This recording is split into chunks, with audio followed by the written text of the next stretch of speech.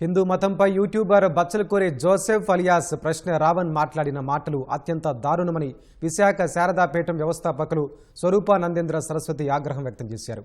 భారత ఇతిహాసాలను అందులోని పాత్రలను వక్రీకరించి హిందూ మతంపై విద్వేషం వెళ్లగక్కాడని ఆక్షేపించారు. ఇంకెవరూ ఇలాంటి పనులు చేయకుండా ప్రభుత్వం ప్రశ్న రావణ్కు కఠిన శిక్ష విధించాలని కోరారు. ఈ రావణుడు లాంటి వాడు, ఇలాంటి వ్యక్తులు మన సనాతన హైందవ ధర్మాన్ని పరిరక్షించే మన పురాణ గాథలు, ఒక రామాయణము, మహాభారతము, ఇటువంటి కావ్యాలు ఎన్నెన్నో సమాజానికి ఆదర్శప్రాయంగా ఉండే చరిత్రని వక్రీకరించి ఈ దుర్మార్గుడు వాటిని వక్రీకరించి సీతమ్మ వారి గురించి, శ్రీరామచంద్ర ప్రభువు గురించి అనేక నీచాతి నీచమైన మాట్లాడాడు. అసలు ఈ వ్యక్తి ఈ గడ్డలో, ఈ మట్టిలో, ఈ దేశంలో పుట్టినవాడా అని అనిపిస్తుంది.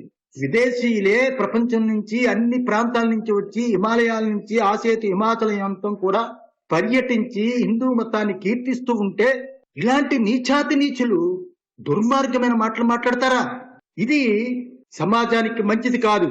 హిందూ ధర్మంని నమ్మి ఎంతో మంది హాయిగా ఆనందంగా జీవించే అద్భుతమైన దేశము మన భారతదేశం.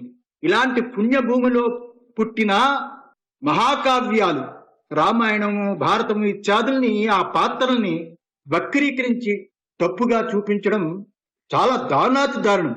గవర్నమెంట్ దీని మీద సరి అయిన చర్యలు తీసుకుని చట్టం ద్వారా ఇతనికి శిక్ష వెయ్యాలి. ఇంకొక వ్యక్తి, ఇంకొక యువకుడు, ఎవ్వరు కూడా మతం మీద ఇంత ధర్మం మీద ఇటువంటి కూతలు కుయ్యకూడదు.